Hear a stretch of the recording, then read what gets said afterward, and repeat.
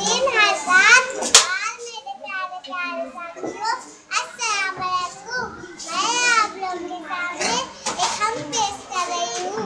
सबसे आला अल्लाह है, सबका मौला अल्लाह है, कोई नहीं है इसका हमसे, सबका आका अल्लाह है, सबको पैदा उसने किया, कुदरत वाला अल्लाह है, सबकी दुआएं सुनता है, रहमत वाला अल्लाह है, कौन मेरा इसके सिवा, मेरा सहारा अल्लाह है, सबसे आला अल्लाह है, सबका